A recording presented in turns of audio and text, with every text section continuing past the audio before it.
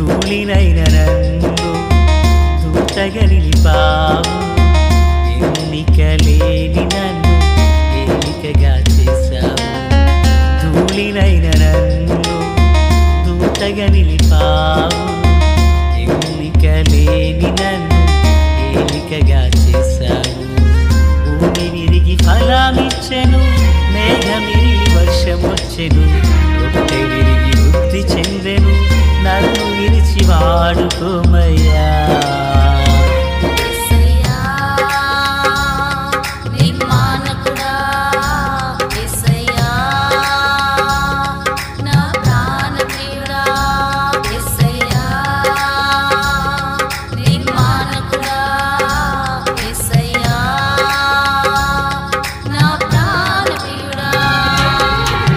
ధూళినైన నన్ను దూతగా నిలిపావు, ఎన్నికలేని నన్ను ఏలికగా చేశావు. ధూళినైన నన్ను దూతగా నిలిపావు, ఎన్నికలేని నన్ను ఏలికగా చేశావు. మన ప్రభు అయినటువంటి యేసుక్రీస్తు వారి పరిశుద్ధమైన నామములో తండ్రి అయిన దేవాది దేవునికి నిత్యము స్తుతియు స్తోత్రములు, మహిమయు ఘనతయు ప్రభావములు యుగయుగములు ప్రభువునకే చెల్లునుగాక. ఆత్మీయులారా, బాగున్నారు కదూ? మరో పర్యాయం మనం ఇలాగున కలిసి దేవుని వాక్యాన్ని ధ్యానం చేయడానికి గాను దేవుడు మనకు చూపిన ఈ మంచి తరుణాన్ని బట్టి మనం ప్రభువుని ఎంతగానో స్తుతించబద్దులమునై ఉన్నాం. దయగలిగిన ఆయన ఆత్మచేత సమభూమి గల దేశమున ప్రభువు మనలను నడిపించునుగాక. ఆమేన్. నేటి దిన వాక్య ధ్యానమై ఆదికాండము 17 నుండి ప్రియులరా 21 వరకు ఉన్నటువంటి వచనాలు, 50వ అధ్యాయం 17 నుండి 21 వరకు ఉన్న వచనాలలో 19వ వచనం, యోసేపు భయపడకుడి, నేను దేవుని స్థానమందున్నానా? మీరు నాకు కీడు చేయనుద్దేశించితిరి గాని నేటి దినమున జరుగునట్లు, అనగా బహు ప్రజలను బ్రతికించినట్లుగా అది మేలుకే దేవుడు ఉద్దేశించెను. ప్రార్థన. మహాపరిశుద్ధుడా, ప్రేమగల తండ్రి, కృపగల దేవా, స్తోత్రాలు. చదవబడిన వాక్యం మీది, వినుచున్నవారు మీ వారు, మీ దాసుడనైన నన్ను పూర్ణముగా మరుగు చేసి దైవస్వరమును వినిపింపచేయండి. రాకడ కొరకు, రాజ్యం కొరకు సిద్ధం చేయండి. సియోనులో నుండి మీ కృపాహస్తం మాపై చాపబడునుగాక. మేలు చేత నింపండి. యేసునామమున ఆమేన్. ప్రియులారా, ఈ చదవబడినటువంటి వాక్య భాగంలో యాకోబు మరణాంతరం యోసేపు అన్నదమ్ముల మధ్య జరిగినటువంటి సంభాషణ. ఈ సంభాషణ వాళ్ళు అనుకుంటున్నారు యోసేపు మన మీద పగ తీర్చుకుంటాడేమోనని, కానీ యోసేపు అట్టివాడు కాదని మనకు తెలుసు. వాళ్ళు గ్రహించలేకపోయారు. కారణం ఏంటంటే వారి హృదయాల్లో అపరాధ భావం అనేది ఏలుబడి చేస్తూ వచ్చింది. ఇక రెండో విషయం, ఇప్పుడు యోసేపు అంటున్నాడు వారితో, ఇదిగో నేను దేవుని స్థానమందు ఏమైనా ఉన్నానా? మీరు నాకు కీడు చెయ్యనుద్దేశించితిరి గాని నేటి దినమున జరుగునట్లుగా, బహుమందిని పోషించినట్లుగా దేవుడు ఆ కీడును నాకు మేలుగా చేశారు. దేవునికి స్తోత్రం. అన్నలు కీడు చేశారట, కానీ దేవుడు ఆ వ్యక్తికి లేక యోసేపుకు మేలు చేశారంట. అంటే కీడును మేలుగా దేవుడు మలిచారు. ఆమేన్. ప్రియులారా, వింటున్నారు కదూ? దేవుడట యోసేపు జీవితంలో ఎదురవుచున్న కీడును ప్రభువు దాన్ని మేలుకరంగా మలిచారు. అంటే ఈ యోసేపు జీవితం అంతట్లో ఈ ఒక్క వచనంతో తన జీవితంలో ఎదురైన ప్రతి సమస్య పట్ల యోసేపు యొక్క ప్రతిస్పందన ఎలా ఉన్నది అంటే, చెరసాల్లో పడ్డా, నిందలే అనుభవించిన, దెబ్బలే తిన్నా, నా పిల్లరా మరి అన్నల చేత తృణీకరించబడిన, తండ్రి చేత మందలించబడిన, ఏది జరిగినా తన జీవితంలో ఏమనుకున్నాడంటే, దేవుని ప్రణాళిక లేకుండగా ఏది ఇలా జరగదు అని ఉద్దేశించాడు. అయ్యా, మీరు నాకు కీడు చేయనుద్దేశించిరి గాని నేటి దినమున జరుగునట్లుగా బహుమందిని పోషించినట్లుగా దేవుడు నాకు మేలు చేశారు. నన్ను కొట్టినందుకు మీరు బాధపడకండి, దేవుడు నాకు మేలు చేశారు. నన్ను నమ్మినందుకు మీరు బాధపడకండి, దేవుడు నాకు మేలు చేశారు. నాకు కీడు చేసినందుకు మీరు బాధపడకండి, దేవుడు నాకు మేలు చేశాడు. మీరు చేసింది కీడే, కానీ ఆ కీడు దేవుడు నాకు మేలుగా మలిచాడు.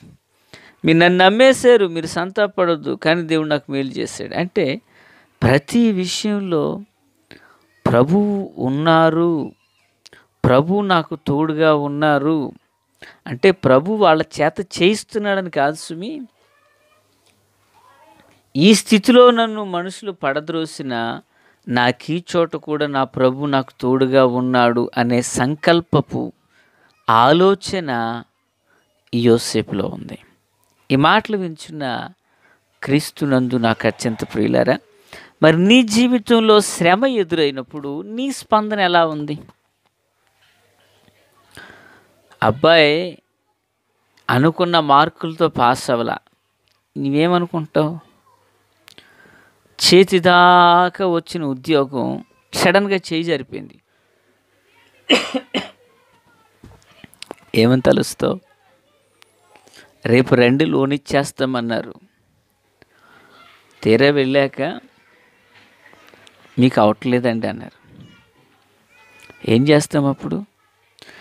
దేవుని మీద మన యొక్క ఆలోచన ధోరణి ఎలా ఉంటుంది? పుల్లరా, నేను, నీవు, మనం అందరం నేర్చుకోవలసిన ఒక సత్యం ఏంటంటే, మనము దేవుని యొక్క ప్రణాళికలో ఉంటే కీడైనా అది మేలుకరంగా మారుతుంది అనేటువంటి విశ్వాసం మనలో ఉండాలి.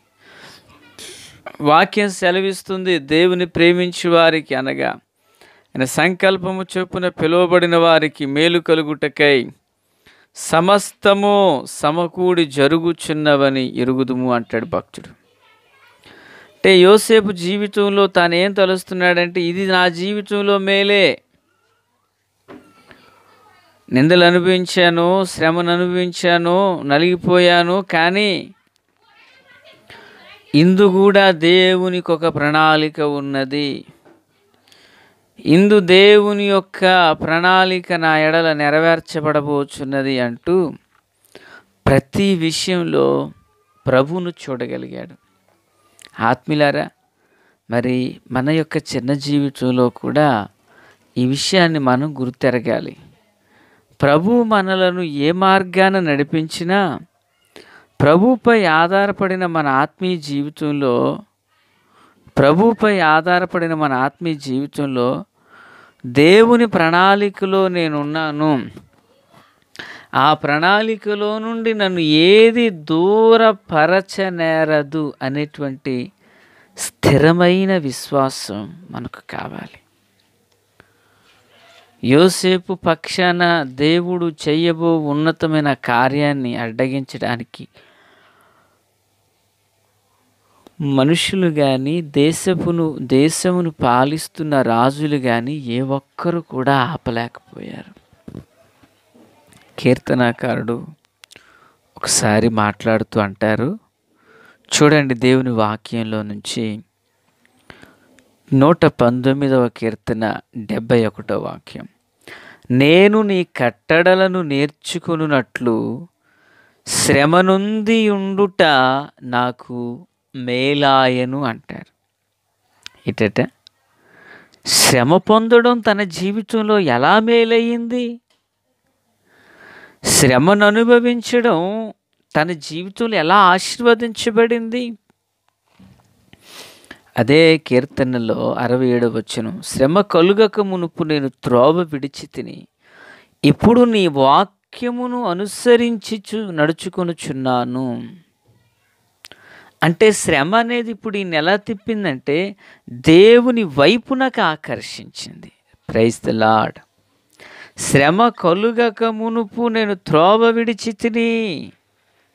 ఇప్పుడు శ్రమ వచ్చిన తర్వాత నీ వాక్యమును అనుసరిస్తున్నాను.